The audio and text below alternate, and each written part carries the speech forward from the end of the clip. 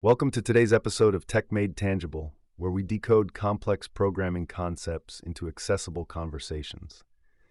I'm your host, and today we're diving into an exciting topic, the intersection of Lua and asynchronous programming through a project called lua-libuv. So Lua, for those who may not be familiar, is a lightweight scripting language, often used for embedded systems and game development. And what's this libuv I'm mentioning? Well, it's a library that provides support for asynchronous I/O and event handling, which is super handy in programming for optimizing performance. Now let's explore how they come together. Let's picture this. You're trying to write a script that needs to manage multiple tasks, kind of like juggling.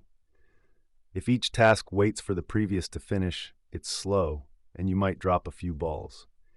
But with asynchronous programming, you can keep all the balls in the air at once, letting them work independently.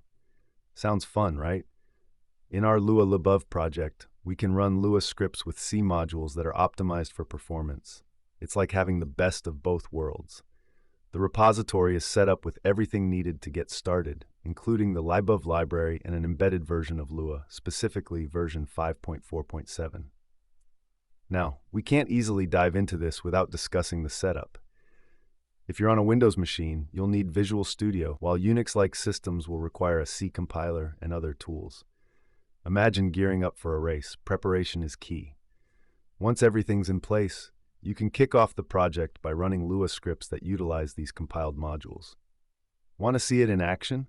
There are examples like helloworld.lua that help demonstrate the capabilities of custom modules. It's like having a simple app that greets you, but now it's powered by robust back-end processing. One of the modules we've got is async.lua, which introduces an interesting concept, using coroutines to manage asynchronous tasks.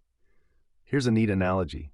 Think of coroutines like actors in a play. Each actor can pause and resume their role, allowing the story to unfold without waiting for one to finish before the others begin.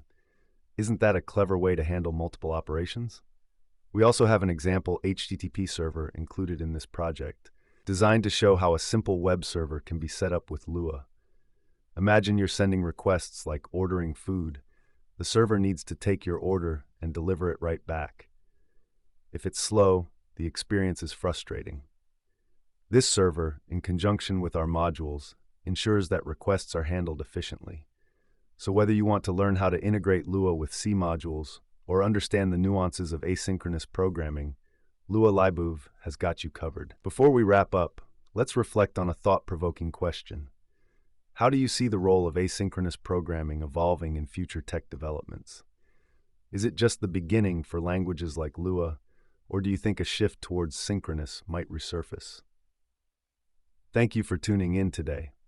We hope this episode has sparked your interest in Lua and asynchronous programming. Remember, coding doesn't have to be daunting.